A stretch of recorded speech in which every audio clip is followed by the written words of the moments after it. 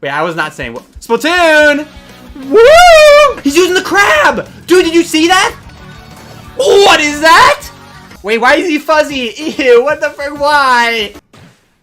What?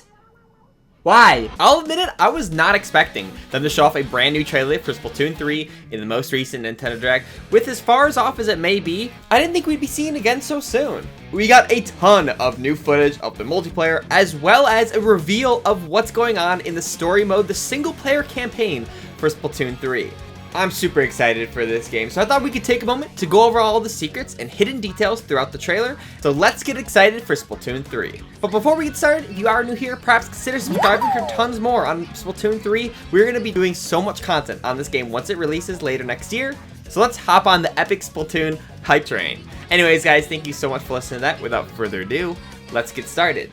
We're gonna break this video up into a couple of sections, talking about the story mode and stuff that's incorporated with that. We're gonna talk about some of the stages that they announced for multiplayer, the ones we've known before, and a couple of the new ones that were recently announced. And we're gonna talk about the special weapons, a lot of those that were shown off. So far, we haven't seen any new sub-weapons, and we also haven't seen any new weapon types beyond, of course, the Splat Bow, which has been previously shown off, but we did get some gameplay of it, seeing how it fires off, which is pretty cool. Let's just start right here and talk about some of the new multiplayer stuff that we saw.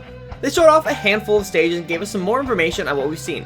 For one thing, we saw a little bit more of Scorched Gorge. That was the first stage we saw in the reveal trailer for Splatoon 3. We got a couple of new screenshots and gameplay here, but there's nothing a ton to talk about besides the fact that it looks a lot better. You can see the significant difference between the original footage of this stage compared to this footage, which would be in a later build and much further into the development of this game. Another new stage was announced in this trailer called Eltail Alley.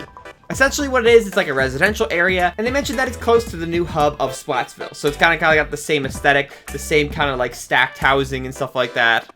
We can pick apart the stage all we want, but it's exactly what we can see it is. It's a new stage, brand new stage, and nothing extra special about it as far as we can see so far. And then finally, the other stage that I showed off, an interesting addition, bringing back Museum d'Alfonso, returning from Splatoon 1. This stage never came over to Splatoon 2, which is kind of sad. It's actually a really fun stage, and so it's really great to see it here. Beyond it returning from the first game, another important detail about this stage returning means we won't be specifically restricted to the new area of where Splatoon 3 takes place. Because as they've talked about before, the new hub and everything is well outside of Inkopolis, out in the Badlands, very far away, right? And so a lot of people were concerned at first, like, well, could they even bring back old stages and stuff? Or are we staying all the way out here in the Badlands and staying away from all the previous old content? And that question is solved right here because they just say, yeah, you can travel back to the old maps, you can go back to Inkopolis. So while most of the game is going to be taking place out in the Badlands, outside of Inkopolis, it looks like Inklings still have the opportunity to go back to, you know, play turf war there and whatnot, which means we could see a lot of returning stages eventually here in Splatoon 3. Of course, I still hope we get tons of new stages, and here and there a couple of old stages, of course, but I'd much rather them focus on the new stages, rather than just bringing back a bunch of ones we can already play in Splatoon 2.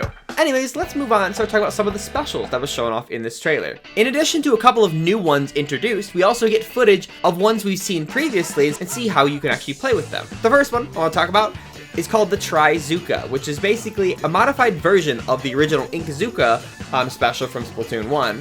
But now this time around, it shoots a spiral of 3 bullets at the same time from the 3 cartridges alongside the Inkzooka. It's like a Tri-Slosher, but for Inkzooka, right? It's shooting multiple projectiles at once, and it's cool to see it remixed and handled a little bit differently than just like the exact same one coming across from Splatoon 1.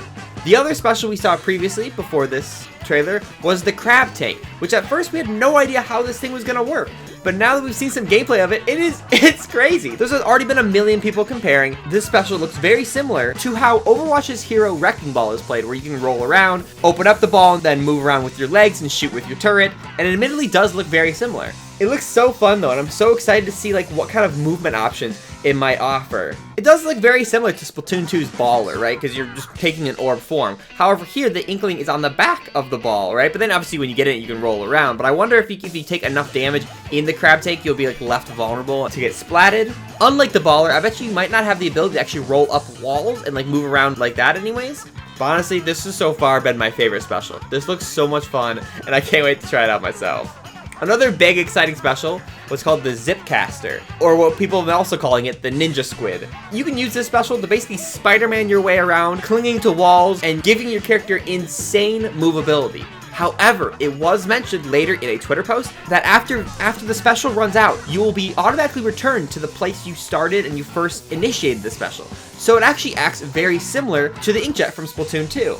You can actually even see here in the footage when they first show it off, there's the icon for an inkjet thing on the ground. It could possibly mean that the inkjets may be returning and someone might be using it in the shot, but we just don't see it because it's off camera. But I think more likely what it is it's a placeholder icon for what will be this Zipcatch or Ninja Squid special, where essentially while you're active using it, it will leave an icon on the ground where you started, so you could be spawn camped for when you come back to your original position.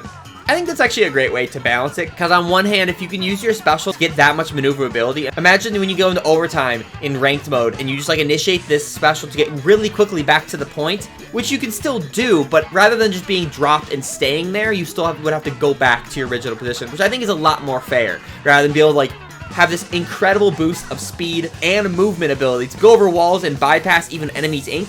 Yeah, that would be kind of busted. But overall, I think it's a really cool special, and I can't wait to try it out. Another special showed off is the Big Bubbler. Essentially what it is a modified version of the original Bubbler special. So in this case, you place down a stationary bubble, and it's significantly bigger than the original bubble, and from what it looks like, for however long it's active, it'll just block out all enemy ink going into the bubble.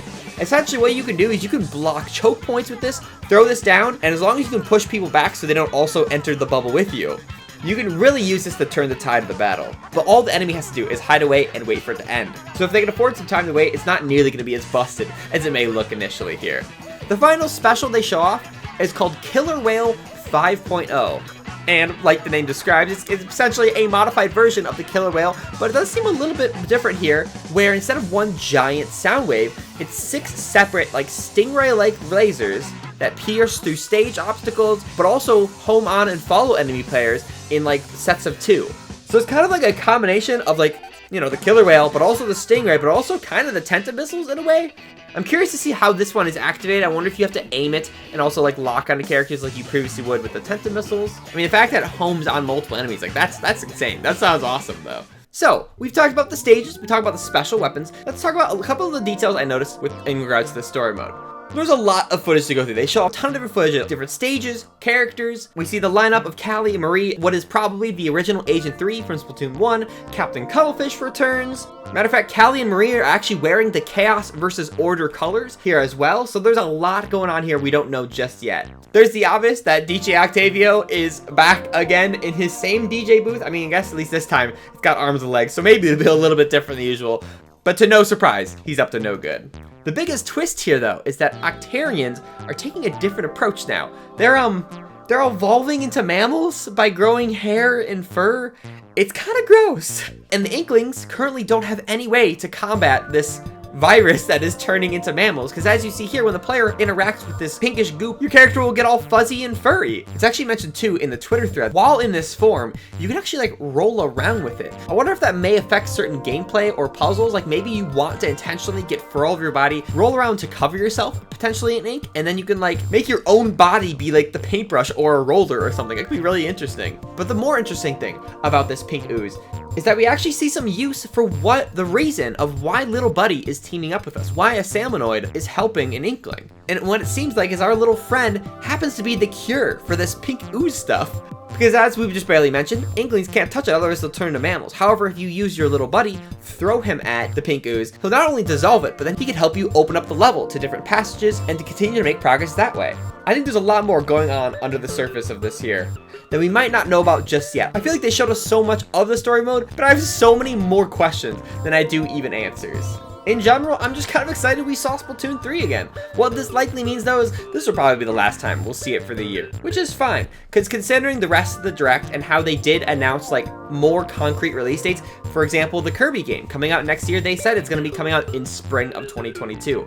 Rather, with Splatoon 3, they didn't clarify anything. They did continue to leave it at just a release window of 2022. I personally feel like it'd be rather odd if this game, for example, came out before Kirby, since Kirby actually has the spring release date window. So this likely means the soonest we can see this game come out is probably the summer of 2022, which a lot of people, including myself, already kind of expected anyways. I don't personally see it getting pushed much further out than that, to like fall or even the holiday, but technically that's all within range. I think it's the best bet to guess that this is going to come out in the second half of next year, which of course kind of sucks because it does mean that this game is probably a little under a year out at this point, rather than like 6 months. So we have a long while until Splatoon 3 is coming out, but that doesn't mean we're going to be done talking about it yet. While this video is more just a quick overview of all the stuff we saw here, I'd love to hear your thoughts. Did you find any secrets or hidden details? I think in the next couple days, we'll start breaking down some of the other things I noticed in the single player campaign and other things that might affect the multiplayer and stuff. I'm so excited for Splatoon 3, and I hope you come along for that journey. So what do you think? How did you like this trailer? Let me know that in the comments below. If you like this video, be sure to give it a big awesome like. And if you haven't already, definitely subscribe for tons more on Splatoon 3. We do try to stream every weekend at 10 a.m. Eastern on Saturdays and Sundays. Sometimes I have to take a day off. I've been having plans and whatnot. But I'm doing my best to try to get back in the swing of things, you know, now that the fall's here. And we're actually going to be streaming Splatoon 2 again soon. I'm really excited to be playing that game again. Be sure to follow me over on my socials, keep up to date with everything we do in regards to the channel, as well as join our community Discord. Link that in the description below. It's a great place to find friends to play Splatoon 2 with. I see people all the time playing over there, so I definitely encourage you to hop on over there, and you can find friends that will inevitably play Splatoon 3 with you. Anyways, guys, thanks again so much for watching. I'll catch you in the next one. See ya!